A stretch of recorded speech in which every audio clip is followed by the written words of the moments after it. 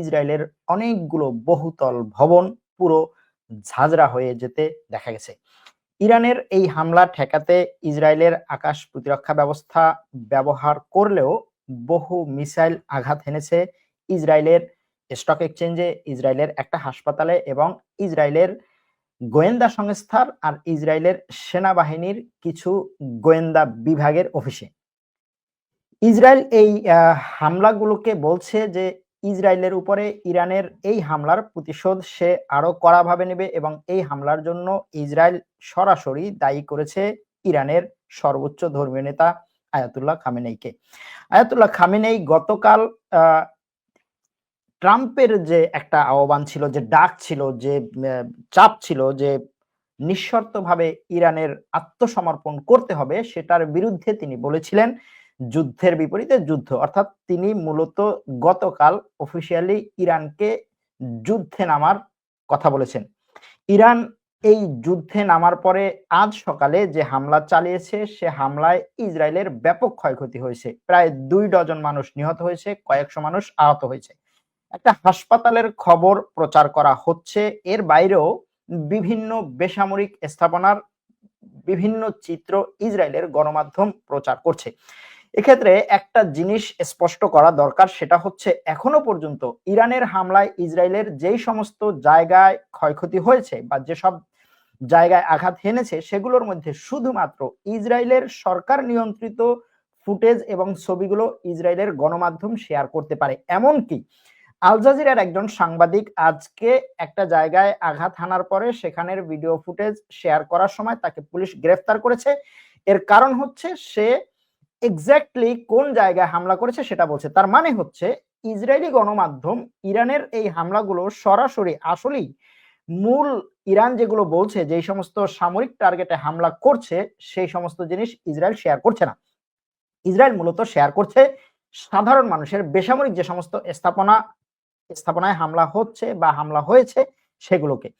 এরই মধ্যে অনেকের প্রশ্ন যে ইসরায়েলের দক্ষিণ অঞ্চলের সবচেয়ে বড় যে হাসপাতাল, প্রায় 8-10 তলা একটা হাসপাতাল এবং খুব বড় একটা হাসপাতাল, সেই হাসপাতালে হামলায় দেখা গেছে যে হাসপাতালের এক অংশের পুরো সবগুলো কাঁচ ভেঙে ঝাঁঝরা হয়ে গেছে।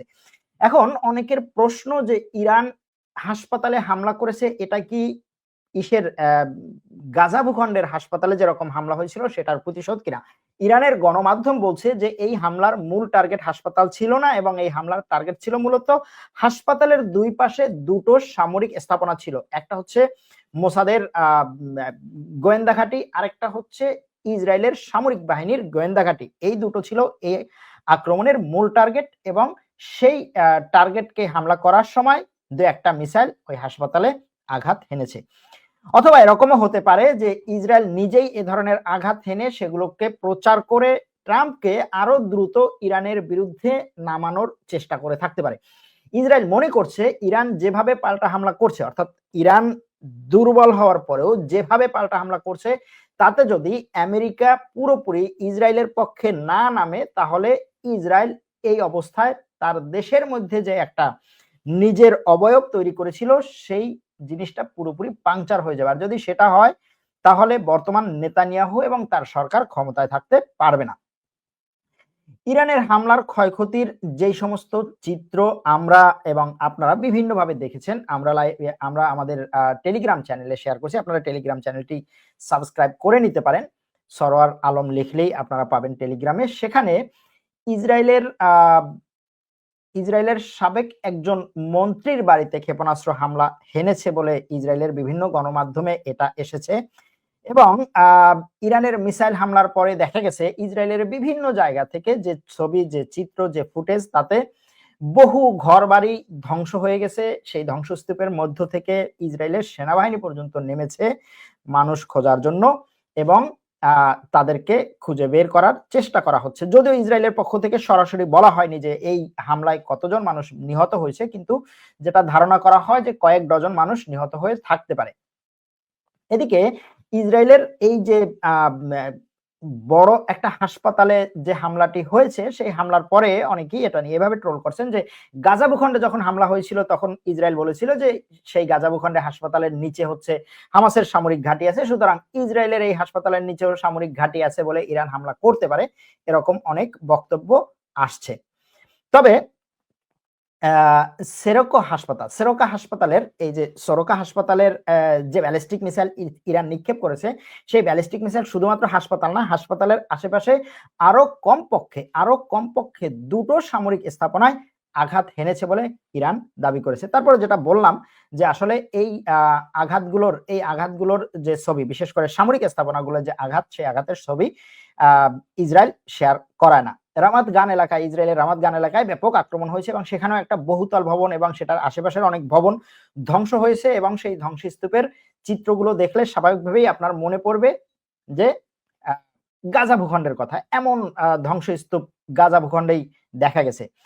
ইরানের ক্ষেপণাস্ত্র হামলায় কোন সূত্র, বিশেষ করে এএফপি বলছে যে 47 জন আহত হয়েছে, কোন মিডিয়া বলছে 60 জন আহত হয়েছে, কিন্তু আহতের সংখ্যা আরো বেশি, হয়তোবা 100-150 ছাড়িয়ে যেতে পারে। আর নিহতের সংখ্যাটা স্পষ্ট করছে না এখনো পর্যন্ত। তবে স্টক এক্সচেঞ্জের যে হামলা, সেটাও ছিল খুব বড় একটা হামলা। স্টক এক্সচেঞ্জ হচ্ছে ইসরায়েলের অর্থনীতির একটা গুরুত্বপূর্ণ কেন্দ্র। সেখানে হামলা করার পর ইসরায়েলের স্টক এক্সচেঞ্জ হয়তো বহুদিন ধরে বন্ধ রাখতে হবে। এরপরে তেল আবিবের কাছে হলন নামক একটা জায়গায় ইরানি ক্ষেপণাস্ত্র হামলা হয়েছে এবং সেই ক্ষেপণাস্ত্র হামলার পরে দেখা গেছে যে বহু ঘরবাড়ি ধ্বংস হয়েছে। এখানে একটা জিনিস স্পষ্ট করা দরকার, সেটা হচ্ছে ইরানের এই যে হামলা এবং এটাকে যদি আমরা গাজা ভূখণ্ড থেকে অথবা হিজবুল্লাহর পক্ষ থেকে অথবা হুথিদের পক্ষ থেকে যে সমস্ত হামলা হয় সেটা থেকে কিন্তু ভিন্ন টাইপের।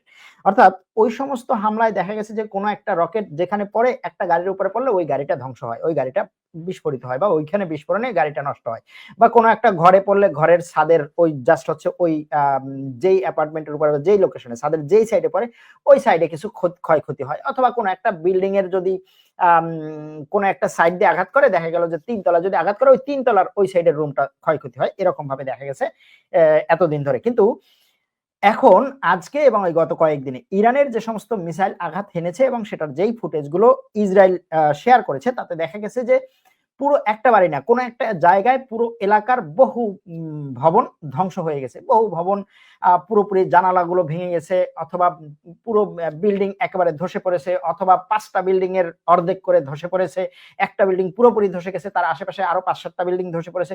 তো এই যে ধ্বংসের রূপ, ইসরায়েলের সাধারণ জনগণও কিন্তু ইসরায়েলের গণমাধ্যমে এটা বলছে যে আমরা এর আগে কখনো এই ধরনের ধ্বংসগুলো দেখিনি, যেটা ইরানের আক্রমণে দেখছি।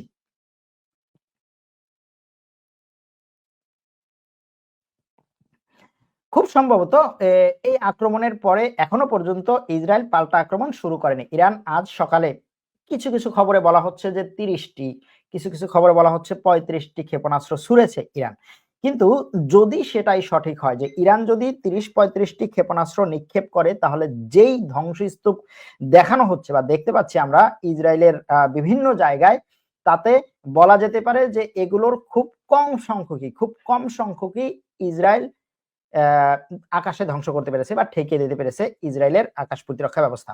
তার মানে হচ্ছে গতকাল মার্কিন একটা পত্রিকা যে খবর দিয়েছিল যে ইসরায়েলের আকাশ প্রতিরক্ষা ব্যবস্থার যে ক্ষমতা সেটা কমে যাচ্ছে এবং খুব বেশি না, আর 12 দিনের মধ্যে তাদের এই স্টক ধরে টান দিতে হবে এবং সেখানে যদি আমেরিকা খুব দ্রুত সাপোর্ট না দেয় তাহলে ইসরায়েল বড় ধরনের সমস্যায় পড়বে, সেরকম একটা পরিস্থিতির দিকে যাচ্ছে। এবং ইসরায়েল এজন্য এই যে বেসামরিক এবং সাধারণ জনগণের যে ক্ষয়ক্ষতি, সেটাকে অনেক বেশি হাইলাইট করে আমেরিকার উপরে চাপ সৃষ্টি করার চেষ্টা করছে।